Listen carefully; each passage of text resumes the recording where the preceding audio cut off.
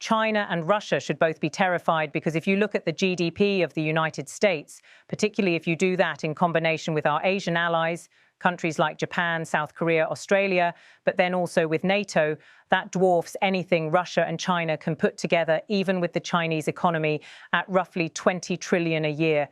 She explained that the fundamental difference lies in how this collective power is invested. If we're going to invest that, if we're not going to make our military into some kind of DEI social experiment, but rather make it the most lethal fighting force on the planet again, then there's really not much they can do about it. So if I were Xi or Putin, this would not be a good day.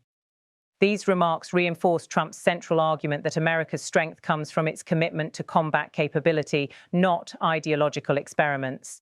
The exchange underscored a message that resonated with many in the defense community, that deterrence requires overwhelming force and credible readiness, not just political rhetoric.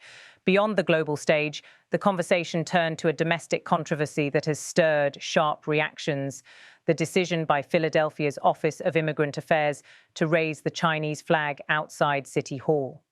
Drawing on her recent op-ed, Coates condemned the move in strong terms.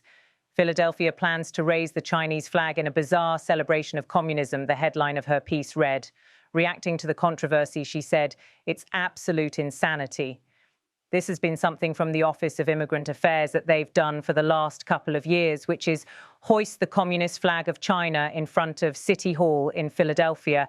How tone-deaf do you have to be to do this?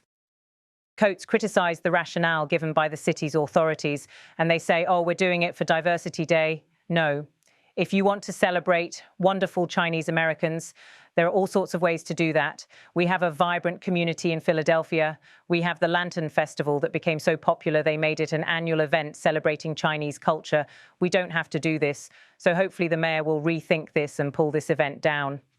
The controversy highlighted the tension between celebrating cultural heritage and inadvertently promoting symbols associated with political regimes that stand in opposition to American democratic values.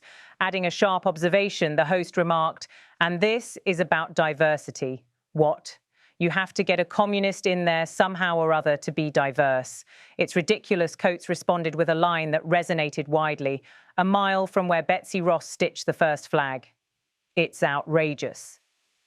This cultural debate served as a vivid backdrop to the broader geopolitical discussion. For Coates and many others, the act of raising a foreign flag, particularly one representing a rival power, near such historic American landmarks symbolized a lack of understanding of what unity and patriotism demand in an era of rising global tensions. The issue also underscored the broader theme of the day: the perception that America's priorities, both at home and abroad, need realignment to face present-day challenges. Throughout the discussion, the idea of peace through strength remained a recurring refrain. For advocates like Trump and Coates, the lesson from history is that a strong military deters conflict rather than provokes it.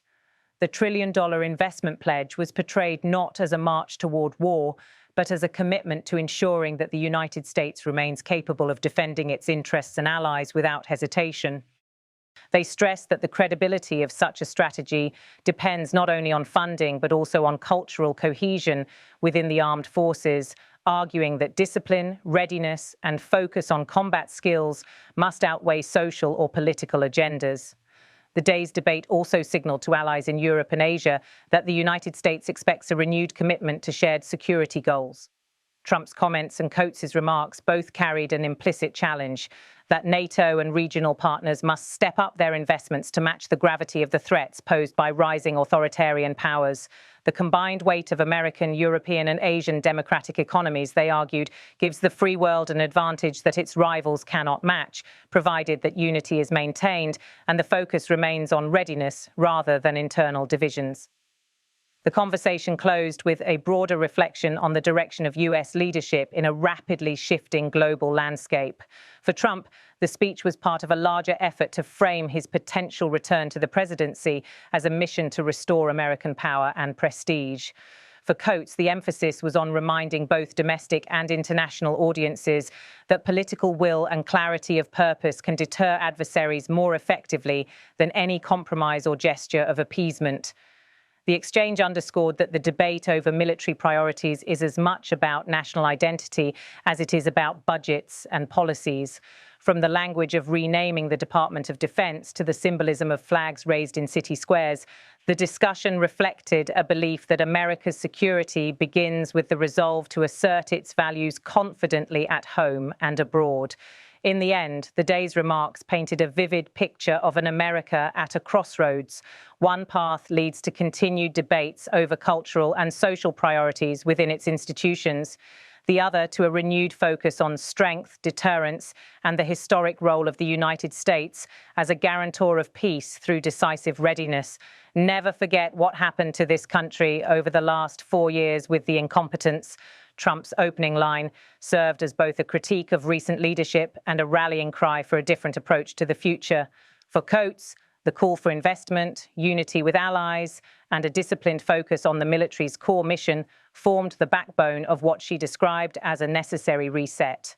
Whether viewed as a political message or a strategic imperative, the day's debate highlighted a single truth: that the strength of the US military, material, economic, and cultural, remains the cornerstone of its global influence, and its direction in the coming years will shape not only American policy, but also the balance of power across the world. The spotlight today is firmly on the future of America's defense posture, as a fiery debate over military priorities once again dominates the national conversation. In a high-profile address, former President Donald Trump urged the country to remember what he described as a period of decline and distraction in recent years. "Never forget what happened to this country over the last 4 years with the incompetence," he said, opening his remarks with a warning against complacency and what he called misguided policies. Trump framed his comments as a mission to reclaim the strength and honor of leading the nation's armed forces. "There could be no higher honor than to serve as your commander-in-chief. It is a great honor reflecting on America's military history," he reminded his audience of past victories. "We won the First World War, we won the Second World War, we won everything in between and everything before that. We only won and then we went, in a way, woke. That was probably the first sign of wokeness." He pointed to what he considers a symbolic shift in national mindset. "We changed it to defense instead of war." And I said, and I have to be honest, it's so popular, I thought it would be met with fury on the left, but they're sort of giving up. His remarks reflected a recurring theme in his speeches: the argument that the military has drifted away from its core mission by prioritizing what he calls social agendas over combat readiness. The debate over military priorities is not new, but Trump's sharp critique, linking historical success to what he views as cultural dilution, marked a significant call for a return to what he considers a winning formula of strength and focus.